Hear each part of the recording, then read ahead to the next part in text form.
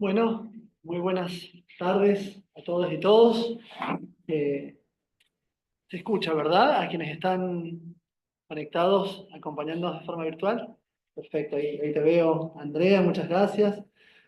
Un saludo a Noelia, Leandro, Susana. Bueno, muchas gracias por acompañarnos. También a todas las personas que están acá presentes, a quienes integran nuestro equipo de investigación, pero también a todas las personas que se fueron enterando un poco que vamos a hacer esta suerte de transferencia o de evolución de los resultados de nuestro proyecto de investigación, que ahora vamos a contar de qué se trata, y también en especial a las autoridades de la facultad, agradecerle al señor secretario de Ciencia y Técnica de Rectorado, Eric Glaciar, que nos acompaña, también a varios profes, colegas de distintas unidades académicas de la universidad. Adelante.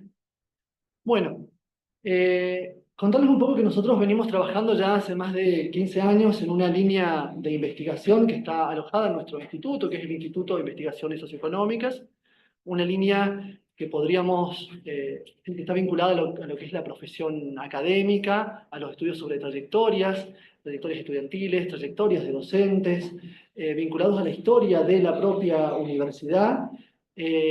Y en función de eso ya llevamos varios proyectos trabajados.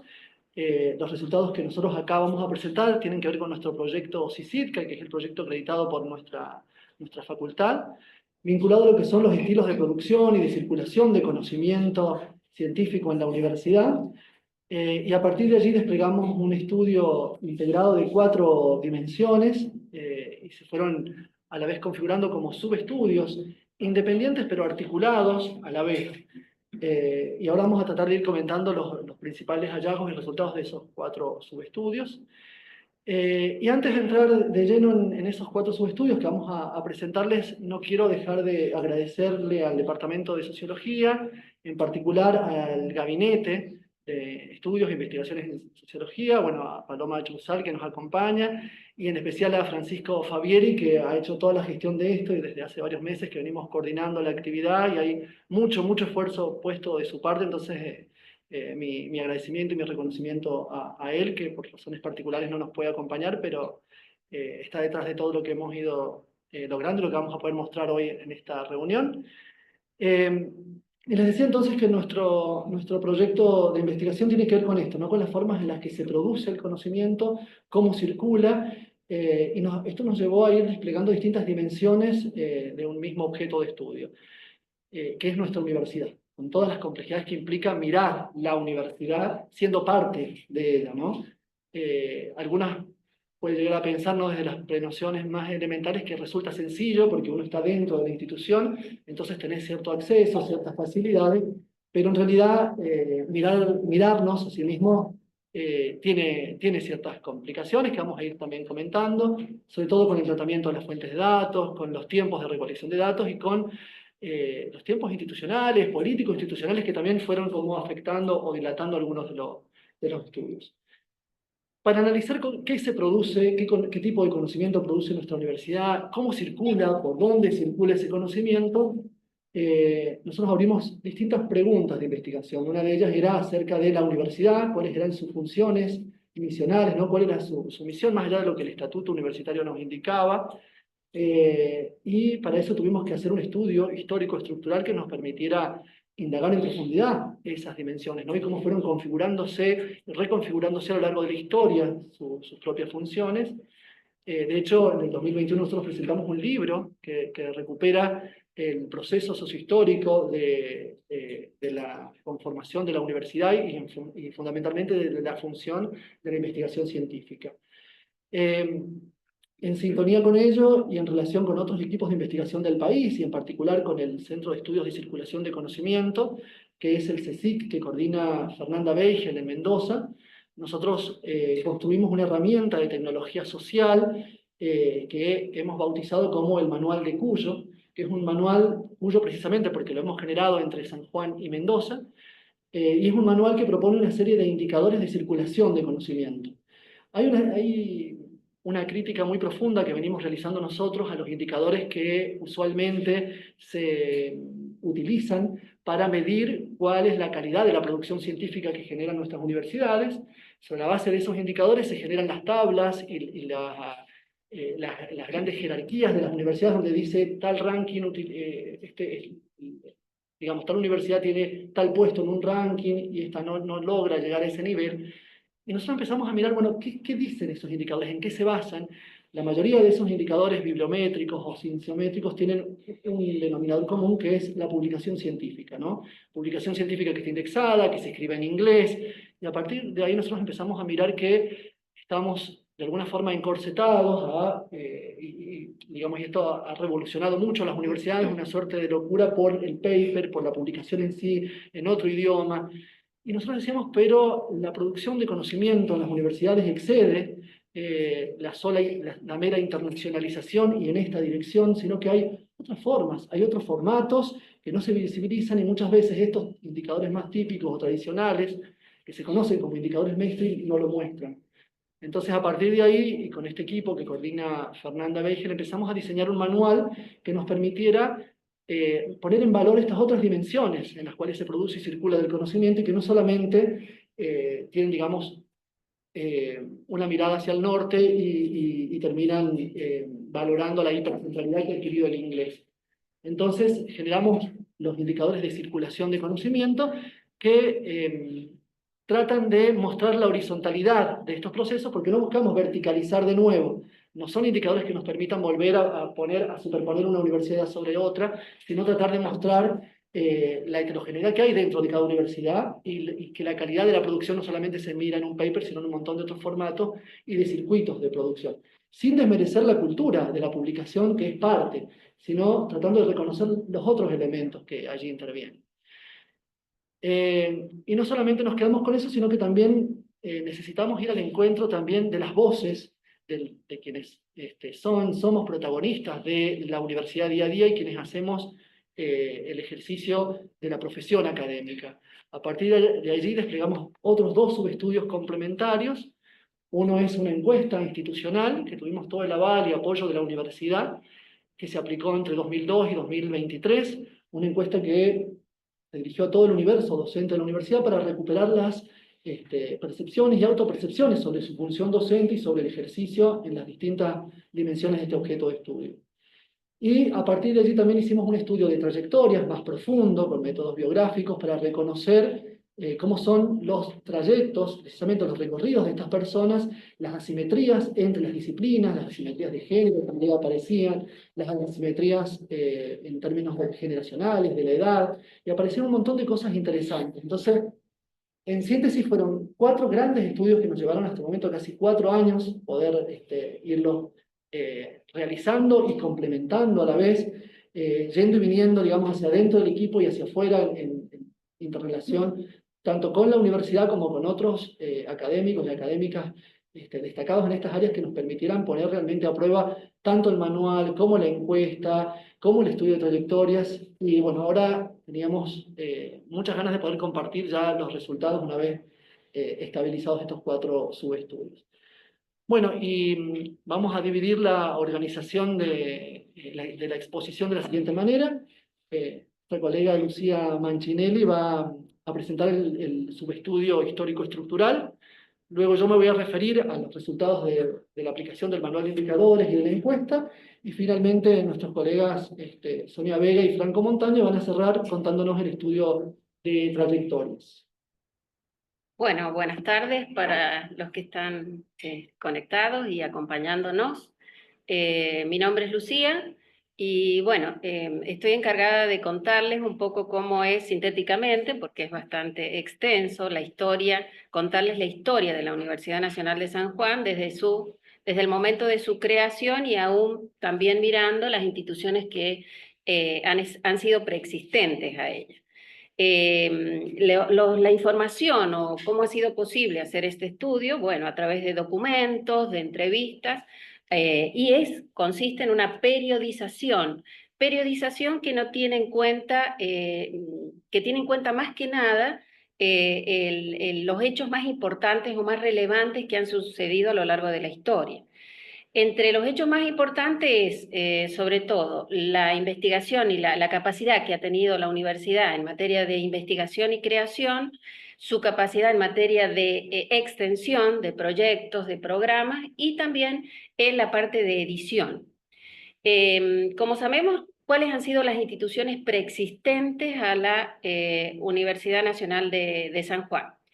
Hacia el año 1960, las instituciones que estaban preexistentes eran la Facultad de Ingeniería y la Facultad de Ciencias Exactas, ambas dependientes de la Universidad Nacional de Cuyo, con sede en Mendoza y en San Luis. Previamente, la Facultad de Ingeniería eran las dos instituciones que otorgaban títulos universitarios en la provincia. Eh, Ambas dependían de la Escuela de Minas, en primer lugar, en el año 1862, para ser más exacta, y más tarde, en el año 1939, la Escuela de Ingeniería. Bueno, con el pasar del tiempo, en el año 1963, en la provincia se genera la Universidad Nacional, la Universidad Católica de Cuyo. Y a la par, por estos años también se va conformando en la provincia una comisión organizadora con representantes destacados en aquel momento, como era la señora Moncho de Trincado, Daniel Salazar, entre otros, que formaron una comisión con el deseo de generar una universidad que fuera estatal. No que compitiera en carreras con la Universidad Católica de Cuyo, que también tenía sede en San Luis y Mendoza, pero que tuviera carreras humanísticas, que fuera estatal y que dependiera de la provincia. Corriendo el año 1963 o 64, para ser más exacto, en la gobernación de Leopoldo Bravo, esa comisión llega a buen puerto y nace la Universidad Provincial Domingo Faustino Sarmiento, de las cuales dependían distintas unidades, no sé si está ahí puesto, si ustedes me quieren acompañar, tenemos la Facultad de Humanidades y la Facultad de Artes. La Facultad de Humanidades, de ella dependía la Escuela de Periodismo y el Instituto Superior del Magisterio. Y por otro lado, la Facultad de Artes estuvo fundada también en este periodo y de ella dependía el Instituto Superior de Artes. Es importante contarles aquí en este momento es que cuáles eran los institutos que existían por esta época. Ya avanzado en tiempo, la Universidad Nacional de San Juan se genera el 10 de mayo de 1973. Periodos militares, disrupciones sucesivas de militares. En este mismo periodo, la Universidad Nacional de Cuyo, precisamente por este periodo político convulsionado, renuncia el rector de la Universidad Nacional de Cuyo, y eso genera ciertos movimientos que desjerarquizan lo que se había trabajado de alguna manera y genera un movimiento de organización para generar otra universidad. Hasta ese momento lo que existía era el Instituto de Minas, el Instituto de Hidráulica, entre otros, se los leo porque son un montón. El Instituto Astronómico Félix Aguilar, que debe el nombre al astrónomo en el año 1884, los centros de creación de artes, musical, orquestal.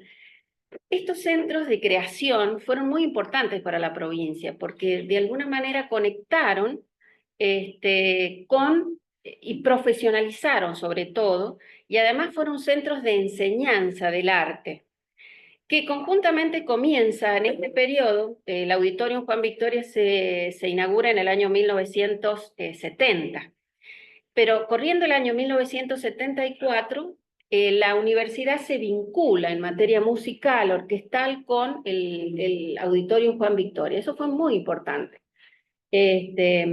Fue muy importante precisamente porque es cuando la universidad comienza a vincularse, a tener la necesidad de vincularse con la sociedad y demostrar toda su producción.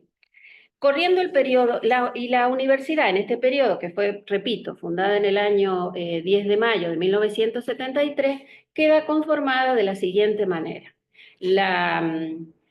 Para ese momento, ¿no? Facultad de Ingeniería, Ciencias Exactas, que en ese momento funcionaban juntas. Aquí no está nombrado la Facultad de Arquitectura, que también en el año 1973 se crea, el Instituto Nacional del Profesorado Secundario, que es lo que va a dar lugar de alguna manera a la facultad, lo que hoy conocemos como la Facultad de Filosofía y Humanidades, y por otro lado la Universidad Provincial Domingo Faustino Sarmiento. De la Facultad de Ingeniería y Ciencias Exactas, que repito, hasta ese momento funcionaban juntas, dependía la Escuela Industrial, creada en el año 1871, la Escuela de Comercio en el año 1871, y la Escuela de Comercio en 1949. La Universidad Provincial, que dijimos anteriormente, funcionaba la Escuela de Periodismo, ¿no es cierto? Y después también tenemos algunas carreras como sociología que dependían de esta universidad provincial. Dependía del Colegio Central Universitario, que es creado en el año 1965. Con el paso del tiempo, estas unidades se desmembran y es hasta lo que conocemos hoy con las 5 facultades, con todas sus carreras preeminentes. Desde el año 1973 desde el año 1976 al 1983, nos encontramos con el proceso de reorganización nacional, periodo que significó cesantías de docentes, o sea que académicamente la universidad de alguna manera genera un retroceso, cesantías de personal y intervención, y por otra parte, de las autoridades por parte de los militares, un proceso de alguna manera que significó un control académico que nos deja sin docentes y a la vez también significó una baja en la matrícula universitaria. En el año 1976, perdón que nombre los años, en el año 1976, los militares ceden el poder a personas importantes, civiles importantes, y entregan el rectorado a estas personas. Por otro lado, entre el año 1979 y 80, los militares empiezan a disminuir esas acciones de violencia. No quiero olvidarme, porque es importante, la Facultad de Ciencias Sociales sufre el cierre de la carrera de Sociología por varios años, pero de alguna manera esas acciones, como les decía, de control, de estricto control, empiezan a ceder entre los años 79 y el 81. En el 81 se abre la posibilidad de generar una revista que fue muy importante en materia de edición, que fue la revista de Ciencias Sociales, y que después fue transformando y mutándose en otras revistas de importancia. Pasando rápidamente, entre los años 1983 y 1989, ya encontramos el proceso democrático, encontramos a Raúl Alfonsín. ¿Cuál era el estatuto que en ese momento estaba vigente en la provincia? Era el del año 1966, por aquellos años. Y al que se le hace algunas acomodaciones referidas al medio local, a lo que estaba sucediendo. Por estos años se comienza también el proceso de normalización de los docentes, lo cual significó sustanciar concursos de antecedentes y oposición. Sube la matrícula. Por estos años también en el año más precisamente, se crea la radio de la universidad, en el año 1986, con sede acá, como la conocemos hoy día, con sede en la facultad, porque teníamos la carrera de periodismo, lo cual, bueno, en aquel momento dependía de la Secretaría de Investigaciones. Luego, con el paso del tiempo, dependió de la facultad del decano de la Facultad de Ciencias Sociales y hoy creo que depende de la Secretaría de Comunicación. También se crea el CREACOM, que fue otra entidad que permitió, es el Centro de Creación para la comunicación audiovisual, de comunicación masiva, para medios de comunicación masiva. ¿Esto qué significó? La producción o la vinculación con la sociedad. Yo no sé si ustedes se acuerdan de un programa que se llamaba Universidad y Sociedad, que de alguna manera lo que preparaba el CREACOM era contenido para contenido producido, que se producía en la universidad y que se difundía a la sociedad, toda su producción. Dependía justamente de la Secretaría de Extensión. No es mejor hablar en ese momento, la Secretaría de Extensión en estos años recibe un gran estímulo y se comienzan a sustanciar proyectos de extensión y programas que fue muy importante. También aparece en estos años lo que conocemos como la la Fundación de la Universidad, cuya función fundamental es otorgar apoyo a la investigación, servicios tecnológicos, la administración de fondos que se producen o que proviene de organismos externos, entre otros, por supuesto. Se estimula también desde la Secretaría de Investigación proyectos de investigación, programas de investigación que estimulan justamente y que vinculan, vinculan con la sociedad y visibilizan todo lo que va sucediendo. En estos años también se estimula la realización de posgrados a los docentes. Trata de jerarquizarse y otorgar becas, tanto de investigación, todas las que conocemos. La universidad por estos años también comienza a vincularse con el CONICET y en aquellos años habían 6 investigadores, ¿no? Habían 4 adjuntos, uno principal y uno de carácter independiente. Fue muy importante. También por estos años se consolida el CASLEO, que es el Complejo Astronómico del Leoncito, con dependencias tanto de la Facultad de Ciencias Exactas, el CONICET, la Universidad Nacional de La Plata y la Universidad de Córdoba. Y el CONICET, obviamente. Bueno, rapidito voy a apurarme desde el año 1989 hasta el 2002, otro de los periodos, comienzan a sucederse políticas neoliberales. Transitábamos ese tipo de políticas, época de Menem, donde, ¿qué es lo importante aquí? En el año 1988 comienza a gestarse el estatuto vigente hasta la actualidad de la universidad, que se pone en vigencia a partir del año 1990. Es importante porque la universidad en estos años comienza a tener un gobierno cuatripartito, es decir, con la representatividad de los 4 estamentos, que fue muy importante. En el año 1989 se funda la EFU, muy importante, que también dependiente de la Secretaría de Investigaciones, que justamente lo que permitió fue la vinculación de toda la producción científica que sucedía en la universidad a través de las producciones de libros, que fue en aquel momento muy importante. Con el paso del tiempo, la EFU se conectó con otras universidades formando redes universitarias nacionales, lo cual creo que es muy importante. En el año 1993 se consolida lo que conocemos como el PROINCE, ¿no? El programa de incentivo docente. Eso generó de alguna manera mucho entre los docentes bastante como posiciones contrapuestas. Por un lado, estaban los que apoyaban porque vinculaba la docencia a la investigación y otros que lo miraban con cierto recelo en cuanto a la competencia que ello podría generar.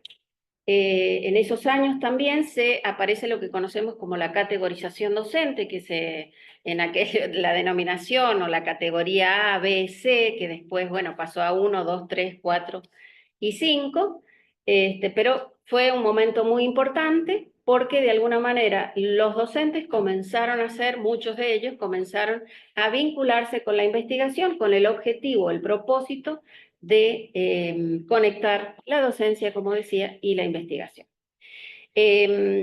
Por el año ya 2003 hasta la actualidad, bueno, muchas cosas han sucedido.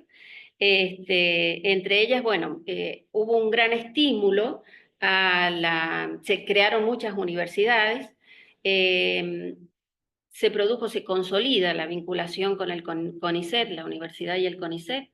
Por estos años también se sustentan o se conectan, mejor dicho, con el MinSIT, más precisamente en el 2007, y con la CECITI de San Juan, generando proyectos en conjunto, subsidiados conjuntamente. Eso fue muy importante, que son los proyectos que hasta la actualidad conocemos, como el ProHobby, como los PDTS, los PIC, que de alguna manera tienen apoyatura en conjunto. Y, por supuesto, las distintas becas de investigación, la vinculación con el MinSIT que permitió realizar investigaciones o producciones a nivel nacional y poder vincularlos con otros investigadores del país. Creo que ha sido lo más importante. Bueno, hasta ahí espero no haber sido demasiado extensa. Le doy paso a mis compañeros. Ahí. Muchas gracias. ¿Sí? Bueno, como recién comentábamos, este fue el primero de los estudios y dio lugar a un libro. Después vamos a poner a disposición los distintos subinformes. Ahora los estamos terminando de elaborar y pulir para que puedan leerlos, son muy extensos todos. Pero fue el puntapié para poder avanzar en las otras esferas de análisis que nos habíamos planteado. Sin comprender cuál era la historia de la universidad, de dónde veníamos, cuáles eran las relaciones y las tensiones entre estas funciones misionales de la universidad, cuáles eran las distintas unidades académicas, los vínculos que habían, y las tensiones también, ¿no?, entre la unidad central que era el rectorado, las unidades académicas autónomas que eran las facultades, cómo fueron cambiando, cómo se fueron generando los institutos, cuándo surgió la editorial, cuando surgió el área de comunicación. Todo esto fue fundamental para poder entender después cuál es nuestra universidad hoy. Y a partir de ahí, entonces, después de haber desplegado este recorrido sociohistórico, pudimos empezar a trabajar en estos 3 subestudios que seguían, que son los que vamos a presentar ahora. Recién les decía que trabajábamos con el manual de Cuyo y pusimos en marcha lo que son los indicadores de circulación del conocimiento, tratando de alguna forma de dar vuelta a estos rankings internacionales que jerarquizaban universidades. Esta experiencia no solo fue aplicada en el caso de la Universidad Nacional de San Juan, sino que se aplicó ya en otras universidades del país.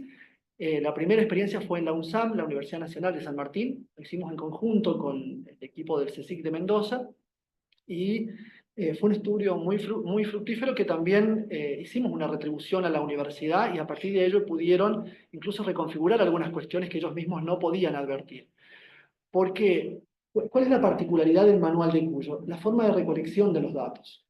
En general, los otros tipos de manuales donde beben los indicadores institucionales o mainstream buscan datos que son bibliométricos, cienciométricos y que ya están en las grandes bases de datos estandarizadas, fundamentalmente en bases como Scopus, ¿no?, donde están quienes publican, cómo publican, y algunos tipos de revistas, no todas, y se excluyen otros formatos y otros circuitos de producción de conocimientos. Nosotros hicimos una recolección inversa, casi artesanal, de datos, de búsqueda de datos, ¿no?, yendo no solamente a la unidad central o rectorado, en el caso de San Martín, de San Juan, también lo aplicamos en la Universidad Nacional de Cuyo, y recientemente, a partir de un proyecto PISA, que lo aplicamos en otras 12 universidades más del país. Y la verdad es que están dando resultados muy buenos porque empezamos a desempolvar estas otras miradas, estas otras formas de producir y a ponerlas en valor. Entonces, la idea es recolectar datos desde las distintas unidades de investigación y a partir de detectar informantes claves y poder nutrirnos. No es que desconocemos lo que ya muestran las bases de datos estandarizadas, sino que las complementamos con este otro cúmulo de información. El manual de Cuyo se compone de 4 grandes dimensiones o bloques de indicadores. Uno de ellos es el de espacialidad académica. Ahora voy a explicar un poquito en qué consiste o qué mira la espacialidad académica. Otro tiene que ver con las capacidades e interacciones de investigación. La tercera dimensión es la circulación de la producción científica publicada. Y finalmente la vinculación de la universidad con la sociedad. Son 4 dimensiones que están vinculadas a las funciones de la universidad, pero no coinciden exactamente con lo que son las funciones misionales de la universidad. Ahora comento un poquito sobre eso. Pero sí quiero hacer una salvedad en esta exposición y por el tiempo que tenemos, solamente voy a detenerme en algunos indicadores para mostrar o ilustrar el recorrido que hemos hecho, pero es amplísimo el trabajo y la descripción de indicadores que hay dentro de cada dimensión. Acá vamos a hablar de la espacialidad académica y, como digo, voy a destacar algunos indicadores en particular. La espacialidad académica no coincide plenamente con la función de docencia. La recupera, la reconoce, pero no es exactamente el ejercicio docente. Porque lo que nosotros buscamos ver es justamente el espacio que ocupa la Universidad Nacional de San Juan, tanto en lo que podemos llamar el entorno académico y con su relacionamiento con otras instituciones y con lo social también. Y para eso nosotros miramos no solamente al sujeto de la enseñanza o docente, sino también a quienes son nuestros estudiantes, y también cómo se compone la oferta académica de la universidad. Eh, y para eso fue muy importante también ver las distintas sedes que tiene y cómo se va descentralizando la universidad desde su ubicación en el Gran San Juan, o fundamentalmente en Capital y Rivadavia, y poder salir a la búsqueda de las otras sedes que tiene en otros departamentos alejados y vínculos que tiene incluso con otras instituciones del país o del exterior. A eso le llamamos la espacialidad académica, ¿no? Los lazos que va y los recorridos que va estableciendo a lo largo de su historia y que nosotros lo podemos mostrar en esta fotografía que recupera el manual de Cuyo. Acá solamente hemos recuperado dos de esos indicadores como para poder mostrarlos. Uno de ellos tiene que ver con el comportamiento de lo que es la matrícula de la universidad, tanto de grado y posgrado, y algunas cuestiones importantes acá. La universidad a nivel del grado y de posgrado también muestra cierta feminización de la matrícula, ¿no? Una participación importante de mujeres, con cierta, digamos, equidad de género o paridad de género en el grado, en el posgrado de doctorado, no así en las maestrías. Y esto también es importante porque ahí podemos ya empezar a percibir, y mis compañeros que han hecho el estudio de trayectorias van a poder confirmar un poco más esto, ver las dificultades que tienen, ¿no? Nuestras docentes o nuestros estudiantes que realizan los posgrados, fundamentalmente, ¿no? Las mujeres y cómo el trabajo productivo o reproductivo empiezan a enlazarse y a complicarse más para hacer estudios, digamos, de posgrado, en particular el doctorado. Y después, la cuestión de quiénes ingresan a la universidad y de dónde provienen nuestros ingresantes. Si hablamos de espacialidad académica, también era importante ver quiénes son nuestros estudiantes, quiénes eligen a estudiar en la universidad y de dónde vienen. La mayoría, por supuesto, que viene de nuestra provincia, pero también es importante ver hacia adentro de San Juan de dónde, en particular de Capital. También nosotros pudimos ver ahí que hay un corrimiento hacia lo que es el Gran San Juan y otros departamentos, pero también de qué otros lugares vienen del país, de qué otros lugares vienen del exterior. No quiero detenerme en esto porque son muchos indicadores, pero hay acá un dato importante, que mientras en los ingresantes tenemos más presencia masculina, cuando nosotros analizamos ya la matrícula, es decir, quienes ya forman parte de la universidad, vemos que en realidad quienes persisten en la carrera son más mujeres que varones. Entonces me parece que es algo, un dato interesante a poder atender ahí. Después, complementan estos indicadores que estoy mostrando otros que tienen que ver con ya sí el plantel docente, y nosotros hemos analizado también, por ejemplo, dónde se han titulado nuestros docentes, tanto sus títulos de grado como los de posgrado, porque eso también habla de lo que nos permite poner en discusión esto de la calidad de la profesión académica, ¿no? Si de verdad importa o impacta cuando te titulás en el exterior o acá, si tu título es de una universidad privada o pública, cuál es la diferencia? O si intervienen en los sistemas de contratación después de ese docente. Entonces, hay muchas cuestiones que son como puntas de hilo para seguir discutiendo. Me parece que eso es lo interesante de poder recuperar esta información. Otra de las dimensiones del manual de Cuyo es la investigación, pero no la investigación en el sentido de la función misional que marca el estatuto, sino lo que nosotros llamamos las capacidades de circulación de la investigación. No, y acá hacemos toda una discusión profunda, teórica, con el concepto de las capacidades meras de investigación o las research capacities, ¿no? Que marcan la literatura especializada. Y nosotros acá queríamos ver no solamente quiénes son los que realizan investigación dentro de la universidad, sino también los vínculos que hay dentro, cómo la realizan, qué tipos de proyectos realizan, quiénes financian y cuáles son las convocatorias o las ventanillas de esos proyectos. También ahí hemos analizado los convenios de investigación que se han ido entablando, las distintas reuniones científicas que ha ido ejecutando la universidad. Todo eso no lo podemos mostrar acá, pero está y forma parte del informe. En principio decir que del total del plantel docente que nosotros analizamos cuando ejecutamos la instrumentación del manual de Cuyo, no todos realizan investigación. Fíjense, hay un 44, un 49% que son solo docentes, hacen ejercicio docente, y esto fundamentalmente de aquellos que realizan o que se dedican más a carreras que tienen un corte más liberal, podríamos decir, ¿no? Que no tienen un anclaje fuerte en la investigación. Fundamentalmente esto tiene que ver con carreras como abogacía, ciencias económicas o más recientemente en nuestra universidad enfermería, donde el germen, por así decirlo, de la investigación científica es más reciente. Eh, Ahora, hay un 44% de docentes que sí lo realizan y ese 44% son aquellos que están vinculados a lo que Lucía decía que es el programa de incentivos. ¿Sí? Están categorizados en el programa de incentivos. Después tenemos un 7% de docentes que son de CONICET. El CONICET también aparece ya como un socio fuerte para lo que son las capacidades de investigación, para estimular las capacidades de investigación de nuestra universidad. Acorde a lo que veníamos viendo de la feminización de la matrícula, también vemos que dentro de quienes ejercen investigación hay una fuerte presencia femenina, un 57% de mujeres, y hay un 4% que es muy interesante de analizar, que nosotros le llamamos como un perfil integral, que son aquellos que pertenecen a ambos sistemas de categorización científica o ambas carreras científicas, podríamos decir, ¿no? Por un lado lo que es CONICET y por otro lado lo que es el programa de incentivos.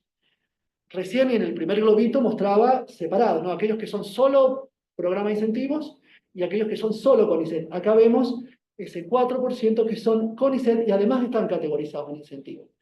Y esto no es un dato menor porque a la luz de otros trabajos monográficos más detallados que hemos hecho y que sí han dado lugar a otras publicaciones, hemos podido ver que ese 4% se constituye como una suerte, podríamos decir, de segmento o élite consagrada dentro del campo académico de científicos, ¿no? Porque son en general quienes tienen categorías 1 o 2 del programa de incentivos, que son las categorías más altas, están en la carrera de CONICET, pero eso impacta en otras cuestiones dentro de lo que son las capacidades de investigación. Impacta en que son quienes están habilitados para evaluar a otros, es decir, dar el acceso muchas veces o habilitar un proyecto de investigación, a dirigir proyectos y hacerse digamos, de los financiamientos o de poder participar de convocatorias que son rigurosas, que vienen de la mano de CONICET o venían de CONICET o del MINCIT. En este momento todo eso está como muy paralizado. Pero además son quienes acumulan en general la dirección de las tesis, sobre todo de las tesis de posgrado, la formación de recursos humanos.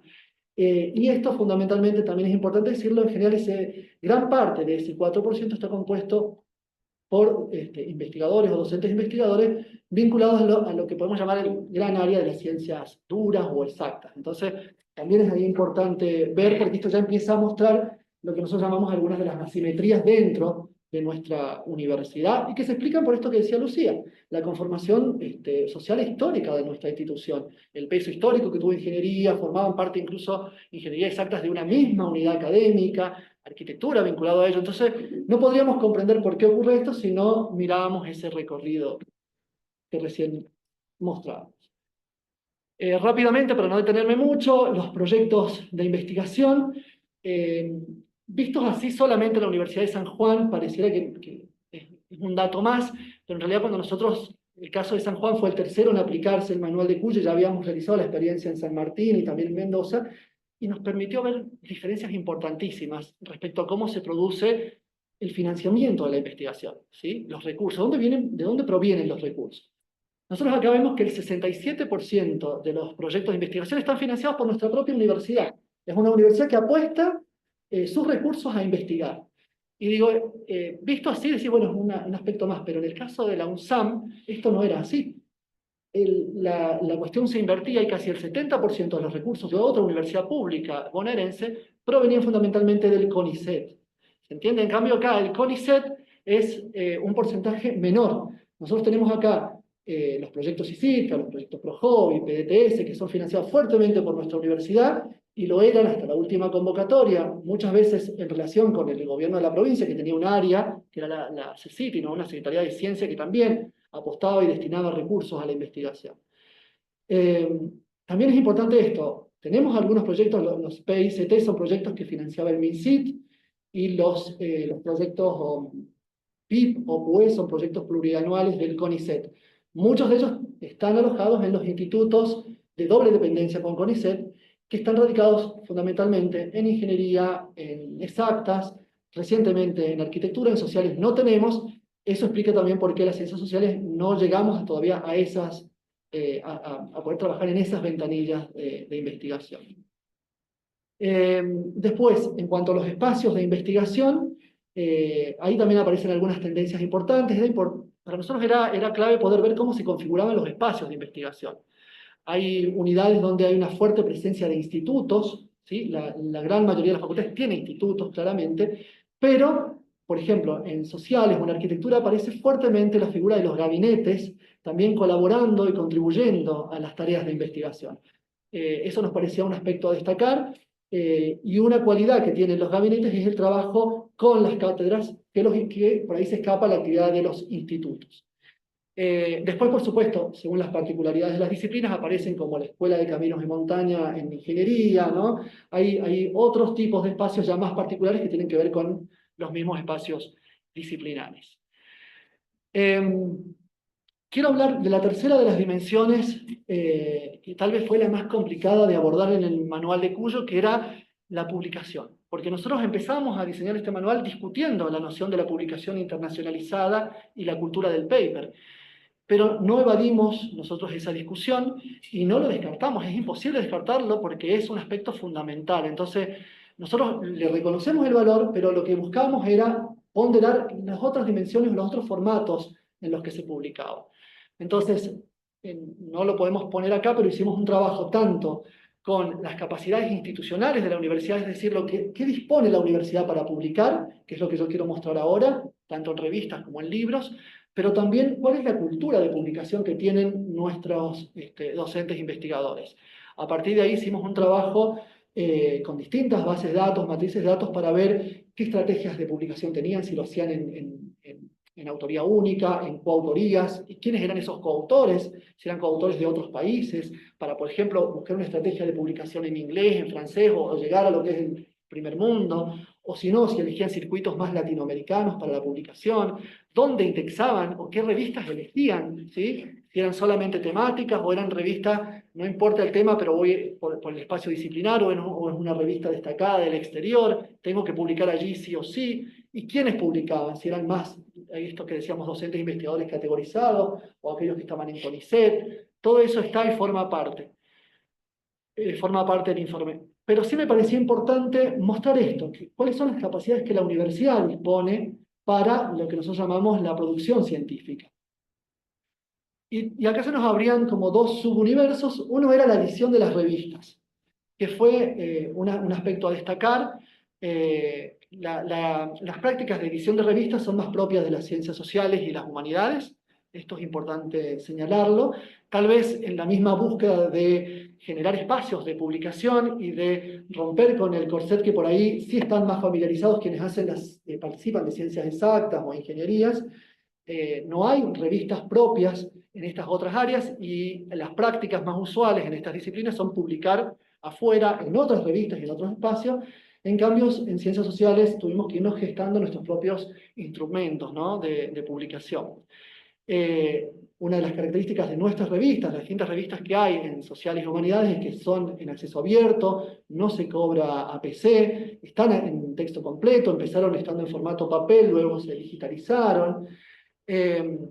Y recientemente se ha iniciado un proceso de indexación en distintas bases, fundamentalmente en bases latinoamericanas. Hay un fuerte peso de las bases latinoamericanas, lo cual habla de esta circulación regional de los conocimientos. Y también recientemente ha empezado a verse no solamente la publicación en idioma español, sino también en portugués, ¿no?, que es otro de los idiomas más débiles, podríamos decirlo, en el circuito de publicaciones internacional, donde está primero inglés. Y después, otra de las capacidades más fuertes que tiene nuestra universidad es la edición de libros, ¿no? La editorial, que bueno, Lucía reseñaba también en sus inicios, ha sido fundamental. Y esto también marca diferencias con otras universidades del país. Tener una editorial universitaria ha sido clave. También quiero destacar que algunas de las revistas, por ejemplo, la Revice, está articulada al editorial de la universidad. Entonces, los esfuerzos o el impulso de las revistas de sociales también ha venido de la mano o de la colaboración de la editorial. Eh, Nuestra editorial está centralizada en rectorado, como decíamos, creo, no sé bien en el organigrama hoy, pero me parece que está vinculada a la Secretaría de Extensión, si no mal no recuerdo. Y eso hace que tenga un perfil también cada vez más territorializado la universidad a partir de la edición de los libros. Mientras las revistas van buscando, como decía, estos circuitos bien latinoamericanos, la editorial privilegia el contacto con el entorno más local y le da una visibilización muy fuerte a la universidad y a lo que se produce, ¿no? Esto que decíamos, el conocimiento circula también allí y hay, digamos, a diferencia de los artículos que tienen donde tienen un fuerte peso en la producción de lo que se produce en los equipos de investigación, en los libros se editan no solamente investigaciones, sino también resultados de actividades de extensión, actividades docentes, hay mucho peso de tesis y de todas las disciplinas.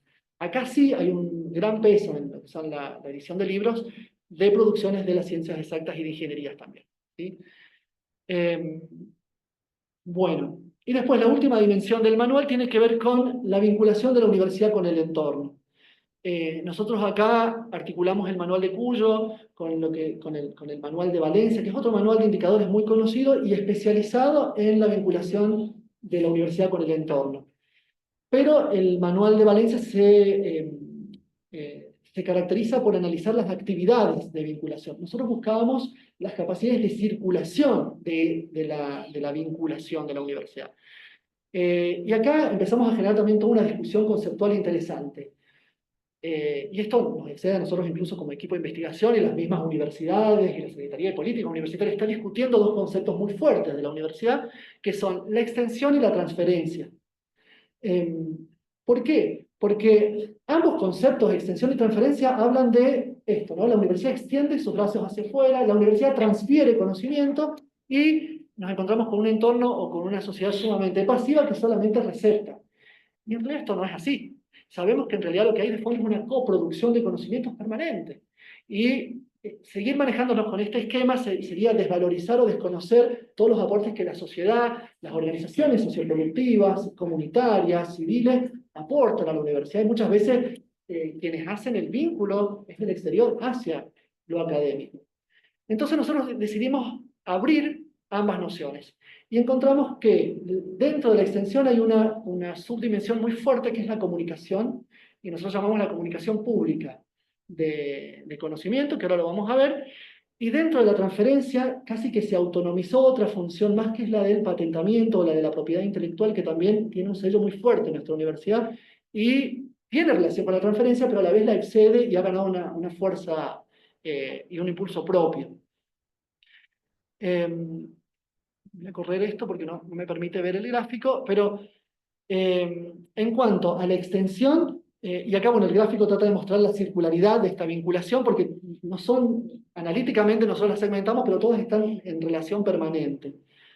En cuanto a la extensión, más del 50% de las actividades de extensión que se realizan son talleres, voluntariados, tutorías, lo cual ya demarca una contribución permanente de nuestros académicos, nuestros equipos de trabajo con el entorno social. Y más del 85% de las actividades de extensión son realizadas precisamente fuera del ámbito académico.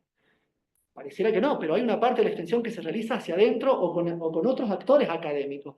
Pero es importante destacar que en esta casa de estudios se caracteriza por ser una universidad de puertas abiertas que permanentemente tiene ese diálogo con el entorno. Y ahí quiero destacar otra cuestión que también llamaba la atención respecto a otras universidades, y es que hay un peso muy significativo de la Facultad de Ciencias Exactas en las actividades de extensión. Más recientemente se ha dinamizado lo que es sociales o filosofía y humanidades, también aparecen. Pero exactas marcaba, digamos, ahí un rasgo interesante a explorar.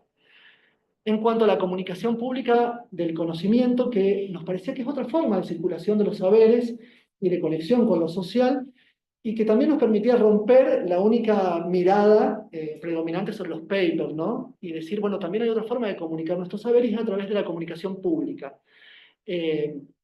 la universidad, y a diferencia de otras, tiene señal televisiva, nosotros sabemos SAMA, pero también tiene un montón de publicaciones gráficas. Radio Universidad también hace un trabajo muy importante de visibilización, de sensibilización y de traducir muchas veces nuestro lenguaje tan técnico en un lenguaje social que se entienda, digamos, en el grueso de la sociedad. Y acá hay que destacar el rol que viene cumpliendo la Secretaría de Comunicación del Rectorado y también las Secretarías de Comunicación descentralizadas de las facultades que tienen, digamos, redes sociales, canales de comunicación y que hacen una apoyatura muy fuerte a eso.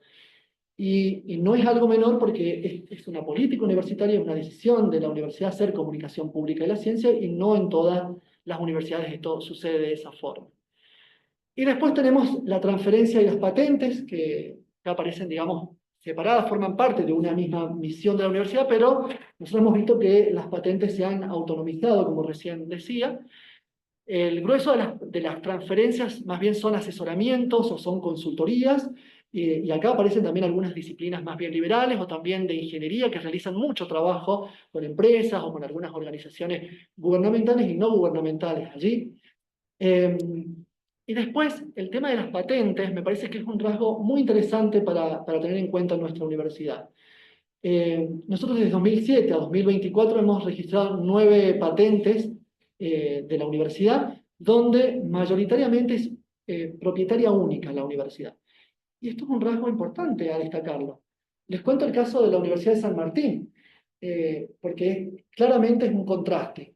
En la Universidad de San Martín, la gran mayoría de sus patentes son en coautoría con CONICET. ¿Sí? Y acá había una dificultad y el manual de Cuyo le pudo mostrar a la Universidad de San Martín que había una cuestión a tener en cuenta. Eran en coautoría, pero cuando uno va a las bases patentométricas, quien los había registrado esa propiedad intelectual era CONICET. Los barbijos Atomon Protec que salieron en la pandemia los habían diseñado en conjunto, UNSAM CONICET, pero se difundieron como que eran CONICET. Y sin embargo, la UNSAM puso los recursos, cuando nosotros empezamos a hacer la indagación, puso recursos, puso las instalaciones, puso muchos de sus académicos, pero el sello de esa propiedad intelectual lo tenía CONICET. Y no es desmerecer a CONICET, sino es merecer también a la universidad y decir, somos ambos. Entonces ellos a partir de ahí diseñaron un manual de propiedad intelectual y decir, bueno, si lo hacemos en conjunto, aparecemos en conjunto cuando se logre la propiedad intelectual. En el caso de la universidad, la gran mayoría son de propiedad única. Entonces también hay un esfuerzo muy grande de nuestra universidad por hacer este tipo de actividades. Hay muchos investigadores que trabajan acá que se aparece como una figura diferente. Ya no son solamente investigadores, ya no son creadores, ¿no? Son patentadores, son desarrolladores. Y desarrolladores porque también en la Facultad de Filosofía tenemos una mujer que ha generado una propiedad intelectual propia. Entonces, también es un caso interesante a tener en cuenta la participación femenina, como en actividades que parecen ser muy masculinizadas empieza a aparecer esto. Y finalmente cierro con esto, hay una circulación bifronte en el entorno de la universidad, ¿no? con lo social. A través de la transferencia y de las patentes podemos ver una universidad más internacionalizada, transnacionalizada, pero con la comunicación y la extensión vemos toda su pata territorial muy fuertemente. Y esta pregunta inicial que habría Lucía acerca de la multiescalaridad de la producción, nosotros la podemos ver en este esquema que hemos tratado de mostrar y de sintetizar. Una extensión de la universidad que tiene un fuerte peso en el Gran San Juan, las patentes que nos vinculan con el resto del mundo, la matrícula de posgrado que viene de la zona de Cuyo, sobre todo, San Juan por supuesto, pero también de otros lugares de Cuyo, la edición de las revistas que nos permite vincularnos a nivel nacional o regional, y después la edición de libros que tiene un fuerte peso a nivel de San Juan y de la región también. Bueno, voy a pasar al tercero de nuestros subestudios, que es la encuesta que nosotros aplicamos al cuerpo docente de la universidad, que les habrá llegado a la mayoría de quienes estamos acá. Tuvimos una muy buena cantidad de respuestas a nuestra encuesta. Voy a tratar de ser más breve en este subestudio.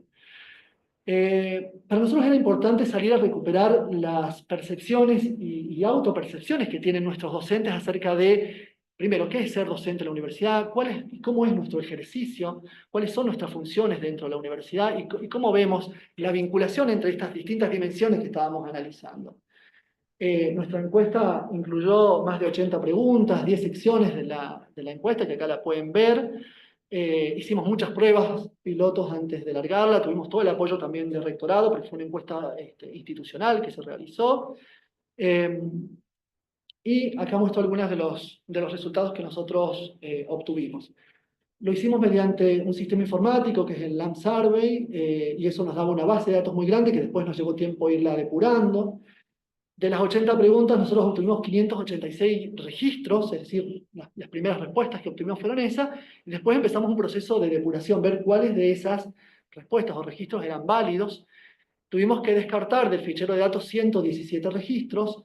¿Por qué? Porque la condición para poder dar por válida una respuesta es que seas docente de la universidad. Y hay personas que abrieron el registro y después dijeron que no eran docentes. Esto puede pasar porque puede haberlo abierto algún estudiante, puede haberlo abierto alguien que ya no es docente, lo fue y no lo es, o es personal administrativo. Entonces, bueno. Y después hay algunas personas que no completaron el formulario, entonces se caen. Finalmente, nuestro universo entonces quedó conformado por 469 personas que completaron la encuesta.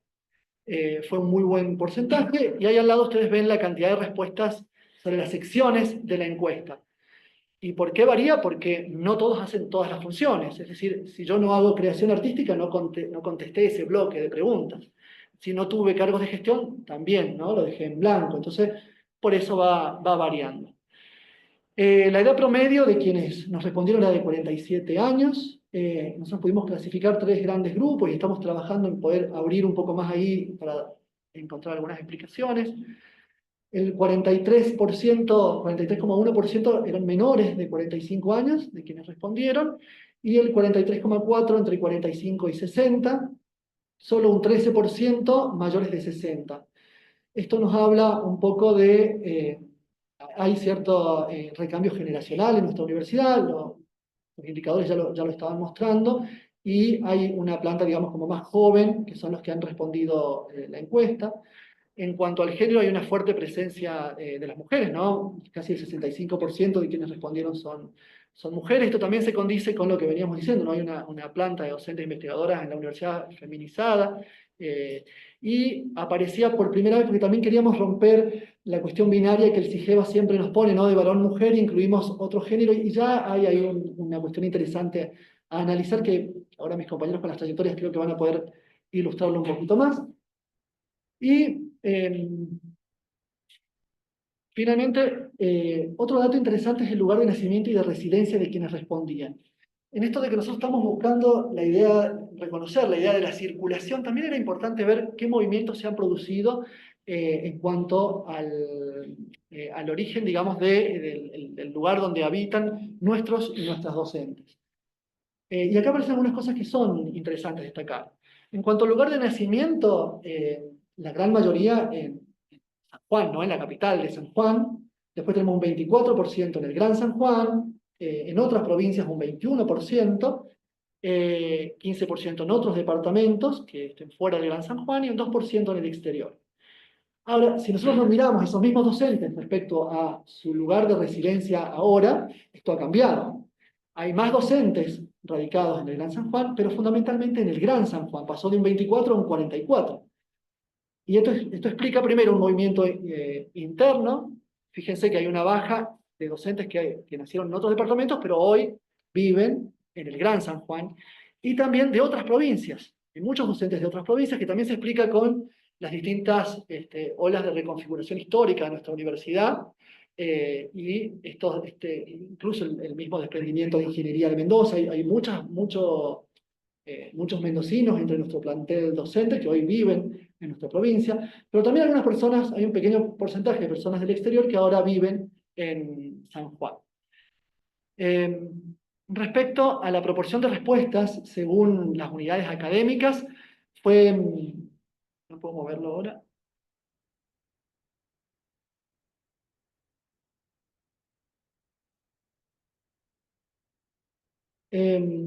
fue bastante, nos parecía importante poner la cantidad de respuestas en relación a la dotación de personal que tiene cada unidad académica para ver los porcentajes que nosotros habíamos obtenido. Y en general tuvimos muy buena cantidad de respuestas en todas las unidades académicas. Fundamentalmente en la Escuela Universitaria de Ciencias de la Salud tuvimos casi un 40% de respuestas del total del plantel docente, fue muy importante. Por supuesto en sociales. Pero también teniendo en cuenta la cantidad de docentes, por ejemplo, en ingeniería o en filosofía, también ha habido una cantidad de respuestas importantes. Y algunas, es como que me incomoda esto para poder hacer la lectura de los... ¿Lo puedes minimizar? Sí. Ahí. Em, Nosotros hemos analizado tres grandes ejes después de obtener los resultados de la encuesta. Uno tiene que ver con lo que nosotros llamamos la morfología de la posición docente. La posición docente entiende a ser los cargos, ¿no? Tipos de cargos, las dedicaciones. Acá, resumida, de forma resumida, nosotros vemos, por ejemplo, una variable que nos parecía importante es el año de ingreso a la universidad. Nosotros vemos que, siempre teniendo en cuenta el universo de quienes han respondido a la encuesta, tiene que ver con los periodos históricos que la misma Lucía iba comentando al principio, ¿no? Ha sido muy importante la etapa de recuperación democrática, ¿no? En esa etapa se produjo un ingreso de docentes muy fuerte al plantel estable de la universidad. Luego, a través del programa de incentivos, más recientemente, de 2003 en adelante, se produce esto que decíamos, este recambio generacional que nosotros veíamos muy fuertemente, teniendo en cuenta que quienes responden, la mayoría tienen menos de 45 años. Después, en cuanto a las categorías de cargos, hemos tenido una muy buena respuesta de personas que detentan un cargo como titulares, y JTP, y después adjuntos. Entonces, a partir de ahí empezar a mirar las distintas labores o funciones de la universidad es interesante para ver cómo en función de tu cargo y de tus dedicaciones vas pudiendo vincularte más a la docencia de forma exclusiva, esto que vimos al principio, o la docencia combinada con la investigación o la extensión.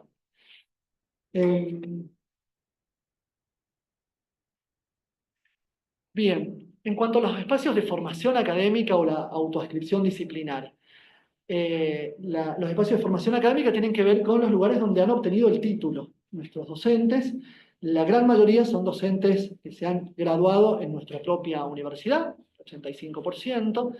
Después tenemos docentes que se han graduado en otras universidades públicas del país y después en universidades privadas, fundamentalmente acá en la universidad, en la otra universidad local, que es la Universidad Católica de Cuyo.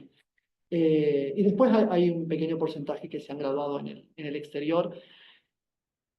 Y el otro aspecto importante es la autoascripción disciplinar, porque una cosa es la disciplina que uno tiene y otra es la unidad académica en la cual ejerce su labor. Y acá aparecían como tres tendencias importantes que las quisiera mencionar. Primero, hay un grupo de docentes donde hay casi un paralelismo o mucha similitud entre mi disciplina de base y de pertenencia y el lugar donde me desempeño. Fundamentalmente el caso de la Facultad de Ciencias Sociales. La mayoría de quienes ejercen en la Facultad de Ciencias Sociales son de estas propias disciplinas. Después hay otras donde es un vínculo fuerte la disciplina de pertenencia y el lugar donde uno ejerce. Por ejemplo, en el caso de arquitectura, pero no es único, o en el caso de ciencias exactas. Y sin embargo, después nosotros empezamos a ver que hay otro grupo donde la autodescripción disciplinar se distancia de la disciplina propia de la unidad académica. Y esto es muy fuerte, por ejemplo, en el caso de la Facultad de Filosofía. No todos quienes ejercen en filosofía tienen una disciplina idéntica a la cual en la que están participando. Esto tiene que ver también con la propia tradición y la historia de esta unidad académica, ¿sí? Y tiene que ver con los profesorados también, ¿no? Tienen profesorados en matemática, en física, ¿no? La presencia también de las ciencias exactas allí hace que hayan docentes que no son todos de las humanidades quienes se desempeñan en esta unidad académica. Y la tercera dimensión que nosotros analizamos en la encuesta, muy rápidamente, es la articulación de la docencia con las otras dos funciones fuertes, que son la investigación y la extensión. En cuanto a la investigación, lo voy a decir muy resumidamente para no quitar más tiempo, hay un fuerte vínculo con el CONICET, muy fuerte el vínculo de la investigación con CONICET, hay una presencia muy grande de personal de CONICET y sobre todo de becarios entre nuestros docentes, ¿no? De becarios y becarias doctorales. Y después, dentro de lo que es la carrera científica, fundamentalmente quienes están en el escalafón más bajo, ¿no? Como investigadores asistentes. Después, en cuanto a quienes están categorizados en el programa de incentivos, como ustedes pueden ver ahí en el gráfico, la gran mayoría están en la categoría 3. De nuevo acá, esto lo explican dos factores muy importantes. Primero, el recambio generacional. Quienes antes tenían las categorías más altas se han ido jubilando, entonces han quedado, digamos, muy consolidada la categoría 3, y después quienes son más jóvenes están en las categorías, digamos, más bajas, que son la categoría 4 y 5. Y lo otro tiene que ver con la demora en los nuevos procesos de categorización. No hay llamados y el último está como dilatado en el tiempo, entonces hay personas que probablemente tienen condiciones para acceder a las categorías 1 y 2, pero sin embargo, o no hay un nuevo llamado o los resultados del otro están dilatados ya hace bastantes años, ¿no? Entonces, eso explica esto y también explica una serie de dificultades, ¿no? Por ahí la sobrecarga de quienes tienen categoría 3 y que muchas veces se ha tenido que abrir sistemas para que puedan ejercer como evaluadores quienes tienen categoría 3, porque antes eran solo unos y dos, pero ante la necesidad de sumar más personal capacitado se vincularon los tres. Bien, docentes que señalan la vinculación entre investigación y docencia. La gran mayoría, solamente que hay un pequeño porcentaje, menos del 10%, dice que no hay una vinculación entre la investigación y la docencia, pero el resto lo hace o de forma completa o de forma parcial. En el informe nosotros hemos puesto, porque también se preguntaban sobre las motivaciones de esa vinculación o cómo lo hacían, cómo hacían esa transferencia, y obtuvimos respuestas muy interesantes, que algunas iban desde las cátedras, sobre todo en aquellos que hacen trabajo con los gabinetes, ¿no? Desde las cátedras hacia la investigación, y otros no, desde los recursos o los conocimientos o las teorías que se desarrollan en la investigación hacia las cátedras. Y finalmente, con la extensión, también algunas cuestiones importantes a destacar: la participación en las actividades de extensión según las unidades académicas. Prácticamente todas las facultades, las unidades académicas hacen actividades de extensión. Entre quienes han respondido a la encuesta hay un fuerte peso de sociales y de humanidades. Y después, en cuanto a los tipos de actividades que realizan, bueno, ahí ustedes pueden ver en la tablita al lado, la gran mayoría lo hacen por el propio estímulo que la universidad ha ido generando, ¿no? A través de los proyectos o los programas de extensión que acredita la universidad. Es decir, la gran mayoría lo hace por el propio estímulo de la universidad. Sin embargo, se destacan también otras actividades que tienen que ver con actividades que son ya más descentralizadas o autónomas, que tienen que ver con las cátedras, que tienen que ver con incentivos que realizan las áreas o de extensión de facultades, o los mismos departamentos, unidades académicas más descentralizadas también realizan este estímulo. Y hay una cuestión importante a ver acá, que nosotros hemos visto, no lo hemos colocado acá, que tiene que ver con las prácticas profesionales, que, no, que tienen las mismas carreras docentes, ¿no? Las mismas currículas, los mismos planes de estudio, también van estimulando en los estudiantes el ejercicio práctico y el salir, ¿no? El desenclaustrarse y encontrarse con el entorno. Para nosotros ese es uno de los vínculos más fuertes entre la docencia y la extensión. Bueno, y sin más, disculpen la demora, pero tengo que presentar dos informes y los dejo a mis compañeros que presenten el último informe, que es el estudio de trayectorias. Yo los dejo, tengo una actividad en la contingencia. Nos vemos, Eric. Hasta luego. Gracias. Bueno, buenas tardes a todos. Gracias por la presencia. Vamos a compartir junto con Franco el último estudio de nuestro proyecto, que es el estudio de trayectorias.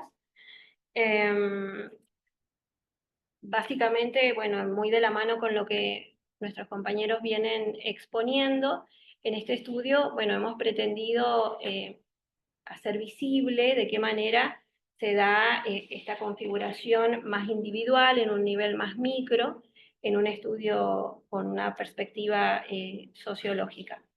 ¿Quieres ir pasando? Bien, bueno. Entendemos que las trayectorias no son solamente posiciones que vamos ocupando, sino fundamentalmente son historias vivas, historias de vida, que nos van mostrando cómo las condiciones estructurales, junto con nuestras estrategias individuales, van conformando nuestro desarrollo profesional. Y ese es digamos, el espíritu de este estudio, que es meramente cualitativo, el tratar de mostrar desde esa perspectiva individual de nuestros docentes cómo fue su historia, es decir, tratar de reconstruirla tomando los elementos fundamentales en razón de nuestro principal objetivo, y también con el propósito de articularnos con los estudios que nuestros compañeros han presentado. Si nos preguntamos por qué es importante estudiar las trayectorias de nuestros docentes, hay muchas razones. Algunas de ellas están relacionadas con lo que ustedes ven expuesto ahí, por ejemplo, la relevancia que tiene para nuestra institución, ubicar a la Universidad Nacional de San Juan en el contexto provincial, regional y nacional como formadora de talentos, también la contribución que tiene al desarrollo regional, al desarrollo local. Somos actores fundamentales en la contribución del conocimiento y la circulación del conocimiento científico, la tecnología aplicada, la innovación. Si lo vemos desde la perspectiva sociológica, y con esto no me refiero solamente a la sociología como disciplina, sino a los estudios sociológicos, trabajar con las trayectorias nos obliga a poner en juego un gran número de variables, relacionarlas entre sí, y este tipo de análisis de multivariables nos permite, bueno, visibilizar cuestiones que probablemente muchas veces, tanto en la vida cotidiana como a nivel de la gestión universitaria, pueden quedar invisibilizadas, como es, por ejemplo, el género, que fue una variable transversal en este estudio cualitativo, las inequidades al interior de nuestra institución, los orígenes familiares, socioeconómicos, que también están incidiendo en cómo cada uno de nosotros configura nuestras trayectorias profesionales. Por supuesto que desde el lado de las políticas públicas, tanto del diseño y planificación de políticas como también de evaluación, nos da bastante claridad respecto de cómo están impactando políticas nacionales en nuestra propia institución, pero también cómo responde la Universidad Nacional de San Juan ante estos instrumentos de política. Y por supuesto, no porque esté en último lugar en la diapositiva menos importante, lo que refiere a lo que la implicación directa que tiene nuestro desempeño profesional en la calidad educativa, ¿no? Como formadores de futuros profesionales y en cómo transmitimos nuestro conocimiento. ¿Qué es lo que nos hemos propuesto en este estudio? Bueno, el principal objetivo que nos hemos planteado fue el de examinar las trayectorias de formación y desarrollo profesional en docentes de nuestra universidad, relacionándolo con lo que nuestros compañeros han mostrado, que es, bueno, los estilos de proyección y circulación del conocimiento. Una cuestión a aclarar de este objetivo: fíjense ustedes que hablamos de las trayectorias de formación y desarrollo profesional, porque para nosotros la trayectoria profesional no comienza cuando nos graduamos, sino cuando ingresamos como estudiantes, y probablemente mucho antes. Nuestro recorte temporal incluyó cuestiones que tenían que ver con el núcleo familiar de origen, cuestiones como, por ejemplo, cuáles son esos tipos de capitales que fuimos acumulando en nuestra familia, que nos dispusieron probablemente, ¿no?, de alguna manera, más que para unas carreras más que para otras. Estas pistas, de alguna manera más epistemológicas, que tienen su raíz en nuestro enfoque teórico, nos fueron permitiendo armar como una suerte de rompecabezas, donde la trayectoria, por supuesto que no es lineal, como nada en la vida, sino que es bastante dialéctico, ¿no? Fuimos tratando de reconstruir esta suerte de etapas, ¿no?, sucesivas, iterativas, en la que, bueno, por supuesto nosotros somos los principales actores, pero que también quisimos incluir en esta reconstrucción histórica todos aquellos elementos y otros actores también que pudieran ser clave en por qué configuramos nuestras trayectorias de una manera y no de otra. A partir de este objetivo general, nuestro estudio se focalizó en tres grandes actividades, podemos decirlo, que están sintetizadas en lo que ustedes ven ahí. Primero que nada, en caracterizar y comparar el trayecto de formación de grado. Aquí lo que tomábamos de las trayectorias son nuestros docentes en su etapa de estudiantes. Y fue en este trayecto, en este primer trayecto, donde nos interesó indagar en 3 variables fundamentales, ya voy a explicar por qué, que es la disciplina, el género y el grupo generacional. Luego, identificar las similitudes y diferencias en las trayectorias de desarrollo profesional. Acá ya hablamos de la etapa cuando hemos obtenido el título. Bueno, ¿qué es lo que hacemos? ¿Buscamos trabajo? ¿Nos seguimos perfeccionando? ¿Qué pasa con las mujeres y los varones? Bueno, aquí nos interesaba también indagar sobre las funciones al interior de nuestra institución, docencia, investigación y también las demás, creación, extensión, transferencia y gestión. Y también reconocer las características del trayecto de perfeccionamiento disciplinar. Como dijeron en algún momento mis compañeros, Víctor, si mal no recuerdo, también hizo hincapié en eso, no todos nuestros docentes forman parte de CONICET, no todos hacen investigación, no todos están categorizados, bueno, no todos tienen un título de posgrado, por ejemplo. Y en ese caso nos interesaba conocer cuáles eran las causas o las posibles causas. Respecto de nuestras consideraciones metodológicas, fuimos tratando de construir un modelo no solamente metodológico, sino también, por supuesto, que conceptual, tomando nuestro como centro conceptual en la categoría de trayectorias de Pierre Bourdieu. Sabemos que Bourdieu dice, bueno, las trayectorias son esta serie de posiciones sucesivas que va ocupando un mismo agente o un mismo grupo al interior de un espacio que está en permanente transformación.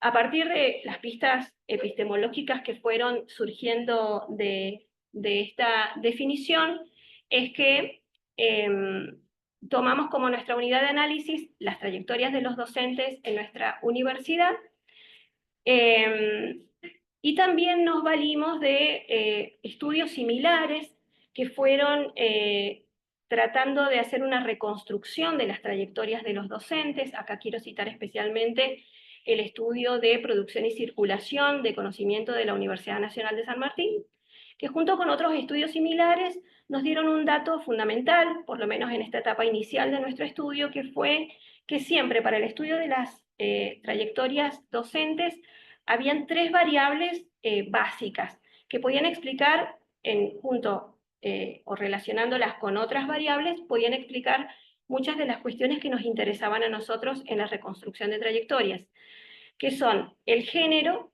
la edad y también la disciplina.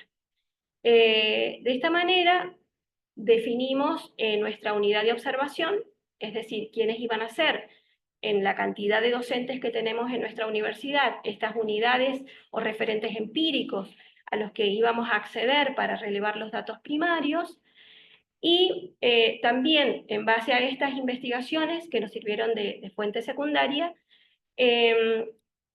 planteamos 3 supuestos.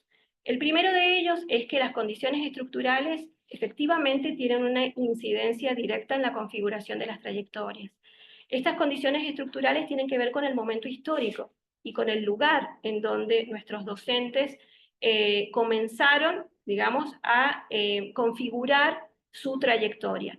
¿Por qué nos interesaba esto? Bueno, mucho lo han explicado nuestros compañeros, las políticas universitarias, el propio modelo de desarrollo, el apoyo o no a la ciencia y tecnología y a la educación superior, son variables contextuales, macrosociales, que inciden directamente en nuestras condiciones de posibilidad y a partir de las cuales nosotros tenemos un esquema de posibilidades sobre las cuales podemos optar o elegir. Otro de nuestros supuestos es que el género y las disciplinas STEM siguen teniendo una relación bastante directa. Recordemos que STEM es el acrónimo en inglés de Ciencia, Tecnología, Ingeniería y Matemática, donde las mujeres seguimos estando subrepresentadas por múltiples causas que, si bien las hemos trabajado en nuestro subestudio y fundamentalmente también hemos hecho bastante hincapié en el instrumento, la entrevista en profundidad, y hemos indagado en nuestros docentes, varones y mujeres. Respecto de esto, bueno, no lo vamos a exponer ahora. Pero sigue siendo no solamente que fue un supuesto a priori, sino que luego, como parte de nuestros resultados, nos damos cuenta que la Universidad Nacional de San Juan sigue esta tendencia, al igual que lo mostraban los estudios en nuestro país. Y el otro supuesto es el de los ciclos de vida y trayectorias, ¿sí? Aquí también, y esto está también relacionado con el género, las mujeres son quienes estamos más, podemos decir, afectadas por los ciclos de vida, tanto individuales y sobre todo familiares, al momento de desarrollarnos profesionalmente. Por ejemplo, momentos clave en la vida familiar, como es el matrimonio o la unión por convivencia, el embarazo, la maternidad / paternidad, la escolaridad de los hijos, el cuidado de familiares, enfermos, mayores y demás. Lo que hace que se vea y sea notable la diferencia entre varones y mujeres en lo que refiere, por ejemplo, a la continuidad de las trayectorias. En las mujeres observamos periodos prácticamente de nulo desarrollo y esto está directamente relacionado con estos ciclos de vida. Nuestro enfoque fue cualitativo-interpretativo. Entendimos que este era un enfoque bastante adecuado para nuestro propósito de investigación porque no solamente nos permitía rescatar la subjetividad de nuestros docentes a partir de las entrevistas, sino también, como dije recién, poder contextualizar este dato, ¿sí? Porque acá, por eso es que una de las variables fundamentales fue la edad, lo que nos permitió después hacer una división generacional. Básicamente las divisiones generacionales eran, según la edad declarada por nuestros docentes, los menores de 39, los que están en el intervalo de 40 a 59 años y los mayores de 60 años. Realizamos un relevamiento de 25 entrevistas en profundidad. Nuestro instrumento es bastante complejo, tiene 3 grandes secciones: el trayecto de formación de grado, que es parte de lo que explicaba recién, el trayecto de especialización o perfeccionamiento, el de prácticas académicas y uno transversal, es decir, que sea transversal significa que incluimos preguntas en todo momento, ¿no? del desarrollo de su trayectoria, que está relacionado con la familia y los ciclos de vida. Sigamos, Víctor. Bueno, la distribución de nuestros docentes según disciplina es esa que ustedes observan ahí. Primero que nada, hicimos un primer acercamiento a partir de estas variables que les comentaba, y ya cuando habíamos tenido bastante claridad sobre nuestro modelo de estudio, tanto teórico como metodológico, y comenzamos trabajando por unidades académicas. Tomamos las 5 facultades y la Escuela Universitaria de Ciencias de la Salud. A partir de allí empezamos con una base con las que ya contamos, un poco de lo que mostraba recién Víctor. Teníamos a disposición una base bastante actualizada, con nombre, apellido, género, unidad académica donde se desempeña, categoría de investigador, relación con CONICET, de todos los investigadores de la Universidad Nacional de San Juan, que nos sirvió como el universo posible. A partir de allí, tomando estas variables que mencionaba recién, la de género, disciplina y edad, y habiendo ya estipulado cuáles eran nuestros intervalos etarios, empezamos a buscar en esa base de datos, bueno, la representatividad de todas las unidades académicas en el nivel superior, ¿no? No hemos tomado los colegios preuniversitarios, por ejemplo. Y la distribución, sí, Víctor, pasemos, y la distribución según el género y el grupo generacional es esa que ustedes observan ahí. Tenemos que decir que si bien al principio teníamos nuestro plan de relevamiento de datos primarios, por supuesto que era un número mayor de entrevistas, bueno, el corte, un poco porque nos hemos valido del método de la bola de nieve, Lo hicimos con 25 entrevistas, sin embargo, bueno, hemos podido acceder a datos de un número un poquito mayor de docentes que accedieron a brindarnos la información. Bueno, teniendo ya este modelo teórico-metodológico y comenzando ya a trabajar con lo que es el análisis de datos, que juntamente con el análisis de datos fuimos acompañando algunos muestreos más, empezamos a trabajar en el ordenamiento de estos datos y en su análisis. Buenas tardes. Como decía Sonia, y un poco para ir cerrando ya la presentación, este subestudio es complementario, hay que entenderlo como un complemento del momento objetivo que presentó Víctor y que tiene que ver con la encuesta, que de alguna manera nos permite a través de esa mirada microsocial, a través de las entrevistas, ir mirando en espejo estos resultados a nivel más general que nos otorgaban o que podíamos detectar a partir de los resultados de las encuestas con la aplicación de las entrevistas. Como dijo Sonia, para nosotros fue importante y clave el tema del género o la dimensión del género, de la edad y la disciplina a la hora de muestrear y de seleccionar a las personas a entrevistar, a los docentes investigadores. Eso nos fue, como decíamos recién, también no buscábamos, obviamente por el abordaje metodológico, no se trata de ser representativo, sino que poder ilustrar de alguna manera estas características generales que presenta la encuesta a partir de las historias o de las trayectorias de docentes investigadores de nuestra facultad, de nuestra universidad. Entonces, en este sentido, cada trayectoria la fuimos analizando ¿esa está? La otra. Bien. La fuimos analizando desde el campo universitario, desde la lógica del campo universitario y del campo social, lo que mencionaba Sonia. Entonces, ahí elaboramos o de alguna manera identificamos 3 tipos de docentes, de acuerdo a su rango etario, los mayores de 60, este grupo mayor, que lo denominamos mayor, solamente a modo de clasificación, un grupo intermedio y un grupo joven de docentes.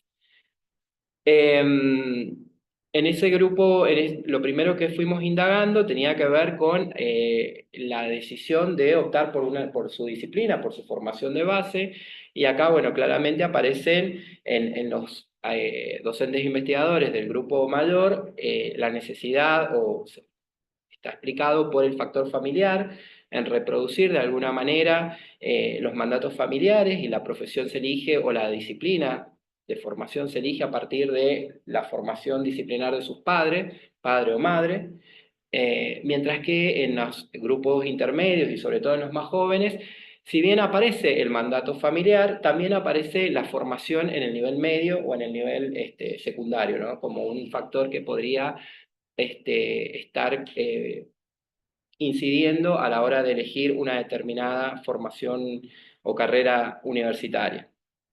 Algo de lo que mencionaban Lucía y también sobre todo Víctor, en nuestra universidad aparece con fuerza y en estas trayectorias se identifica el tema de la migración, docentes sobre todo en el grupo que denominamos mayor, docentes que provienen de otras provincias y que se radican en nuestra provincia, pero también sigue presente a lo largo de las otras generaciones que vienen a estudiar a nuestras facultades, con fuerte presencia en los posgrados, ¿sí? Tenemos gente que viene de otras no solo provincias de la región, Mendoza, La Rioja, San Luis, pero sino de otros países como Chile, fundamentalmente, ¿sí? También fuimos analizando todo lo que tiene que ver con el vínculo de estos docentes con la investigación, y acá, bueno, aparece una gran diferencia que tiene que ver en el caso de este grupo de docentes investigadores denominados mayor, con una poca presencia durante sus cursado de su carrera de grado, con todo lo que tiene que ver con la investigación o la inscripción a proyectos de investigación, y se ve con mayor notoriedad en el grupo intermedio y sobre todo en los jóvenes, ¿no? Esto nosotros lo vinculamos y de alguna manera tratamos de circunscribirlo a la expansión que se va a dar del sistema científico y educativo a nivel nacional, pasada la crisis de la convertibilidad, o la crisis del 2001, ¿no? Donde se va a dar en Argentina todo un proceso de expansión, esto, analizado por especialistas en la temática, ¿no? Como nunca antes se había dado en la presencia del Estado a través de sus diferentes políticas e instrumentos de apertura y de consolidación de alguna manera del sistema educativo. Esto que mencionaba recién también Sonia, que tiene que ver con la formación de nivel de posgrado, también fue algo que indagamos y fuimos consultando en las entrevistas. La mayoría, y acá aparece también ya una diferencia más en género, en el caso de los varones con una fuerte presencia de títulos doctorales, en el caso de las mujeres maestrías, especializaciones, algunas todavía docentes mujeres cursando algún posgrado, y acá aparece con notoriedad el ciclo vital o estas tareas de cuidado y de reproducción que justamente interrumpen las trayectorias de cursar o de continuar, sostener un posgrado. También analizamos el ingreso a la carrera docente, esto que mencionaba recién Sonia, no es solamente pusimos el foco en su ingreso como estudiantes, de estos entrevistados y estas entrevistadas, sino también cómo ingresan a la carrera docente. En el caso de, ahí advertimos este cambio generacional que explicaba Víctor a través de los datos de la encuesta. Mayormente con ese recambio se produce un ingreso de este grupo que llamamos intermedio, sobre todo de los más jóvenes, mientras que en el caso de los que llamamos los mayores se va a dar a través de un largo proceso de ayudantías, adscripciones, un JTP, hasta ir llegando hasta la titularidad. Y acá, bueno, claramente aparece esto que también en las encuestas se observa en términos generales, que la presencia de un titular exclusivo se va a dar más en los grupos de docentes de mayores de 60 años, de 60 y más. Y acá la dedicación tiene una fuerte relación con lo que es la investigación, ¿sí? O sea, aquellos que tienen, que desarrollan carrera de investigación en el CONICET tienen menor carga horaria en la docencia, mientras que aquellos que están dedicados exclusivamente a la docencia tienen una mayor dedicación. Y acá también nosotros indagamos en lo que tiene que ver puntualmente en lo que hace a la docencia con el vínculo con otras actividades, y aparece la gestión. La gestión no solamente en cargos universitarios, del gobierno universitario, sino también en sindicatos, en otras instituciones locales, gubernamentales de la provincia o nacionales, y acá se ve el componente de la dimensión del género muy presente, sobre todo en las mujeres, que mayormente nos tocó entrevistar, que ejercían cargos a nivel del gobierno universitario, ¿sí? En direcciones, secretarías, tanto de facultades como de rectorado. Otro de los elementos que también para nosotros fue importante, que tiene que ver, bueno, como dijo Sonia, fuimos indagando con cada uno de los 3 bloques que ella mencionó, las distintas experiencias, y acá también se indagó en la comunicación, o cómo comunican, o cómo circula ese conocimiento que produce, cómo hacen para hacer circular ese conocimiento que producen, y se ve claramente la diferencia entre las disciplinas, ¿no? Acá aparece la dimensión disciplinar entre las ciencias físico-naturales, donde publican en inglés, en revistas internacionales, ¿no? Y hay mayor presencia de también intercambios internacionales, viajes al exterior, hacer estancias, hacer distintos tipos de participaciones en otras universidades internacionales, y con mucha presencia en las ciencias físico-naturales, como decía, y con menor relevancia en el caso de las ciencias sociales y humanas, donde aparecen más publicaciones a nivel local, a nivel regional, si se dan algún tipo de estancias o de intercambios son más de tipo latinoamericanas. Entonces, bueno, ahí aparece con clara, muy marcado lo disciplinar, y también, también aparece también la cuestión de género, como también decía recién. Y otro de los aspectos que indagamos tenía que ver con la relación que ellos mantienen, o que estos entrevistados y entrevistadas mantienen con la extensión, con la transferencia, Y un poco se da esto que también marcaba Víctor recién a través de la encuesta, la dificultad que tienen a la hora de poder identificar qué es una actividad de extensión, qué representa una actividad de transferencia, qué representa. Nos pasaba mucho cuando entrevistábamos a la gente de ingeniería, sobre todo, que creíamos que la entrevista sirvió como un espacio para que ellos reflexionaran sobre estas diferencias conceptuales más que nada. Entonces, bueno, costaba mucho que pudieran entender qué implicaba un proyecto de extensión o una actividad de extensión y una actividad de transferencia o de creación. La creación aparece más que nada en las ciencias sociales y humanas, mientras que lo que mencionaba recién Víctor, todo lo que tiene que ver con la prestación o el potentamiento y de alguna manera los servicios se va a dar más en las ciencias físico-naturales, en ingeniería y en exactas, ¿no? Y por último, lo que sí, bueno, también indagamos, esto que para un poco ir cerrando y dar cuenta de algunas cuestiones que para nosotros son como más importantes, tiene que ver con esto que mencionaba Sonia. Nosotros indagamos mucho en la cuestión familiar, en el ciclo familiar o en cómo se van dando las estrategias de vida de cada uno de estos docentes investigadores, y lo que veíamos, bueno, una clara predominancia de las uniones civiles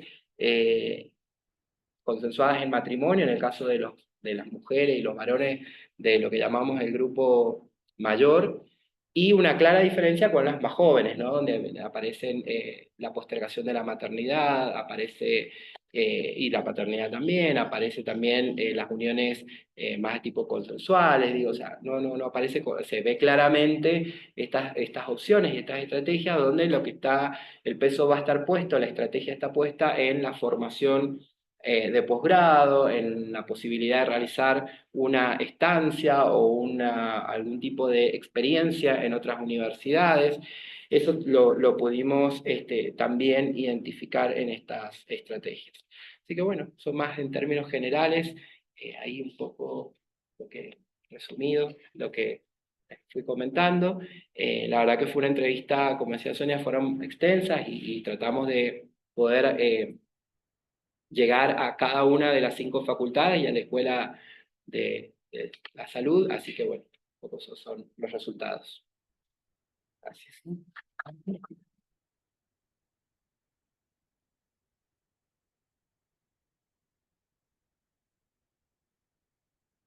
Bueno, muchas gracias a todos quienes nos están acompañando, también a quienes están de forma virtual. Hemos tratado de sintetizar, porque ha sido mucho trabajo, es un informe que tiene estas 4 grandes dimensiones, ha sido muchos años de trabajo, y estamos acá poniendo la cara a 4 investigadores, pero nuestro equipo es muy grande. Somos casi 15, 16 personas, desde becarios de investigación, becarios de CONICET, algunos estudiantes que están adscriptos, docentes de distintas procedencias disciplinares, justamente, no todos de sociología, también de ciencias políticas, de historia, que bueno, venimos colaborando y trabajando en esto hace bastante tiempo, y estos han sido algunos de los hallazgos y resultados. Como les decía, podemos seguir explorándolos y indagando sobre ello, y la idea es pronto poder poner a disposición estos informes. Por nuestra parte nada más, y agradecer nuevamente al GEIS por el espacio de este taller para poder compartir estos avances. Muchas gracias.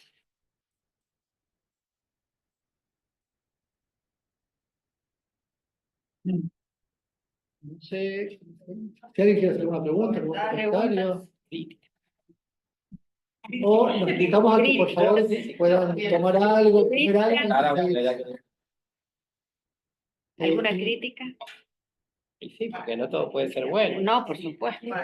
Algún error podemos tener. Los invitamos a que por favor puedan servirse a diario, y a quienes están de forma virtual, de nuevo agradecerles por acompañarnos. Un saludo grande. Hasta luego. Chao, chao. Gran trabajo del equipo.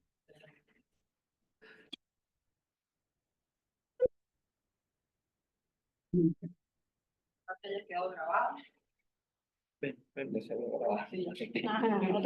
No, no voy a decir de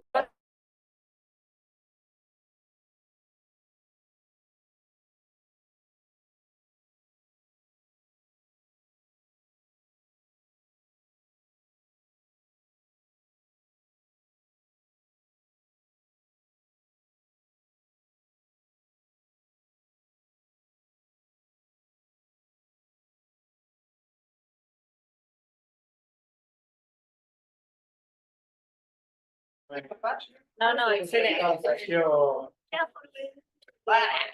Muchas gracias.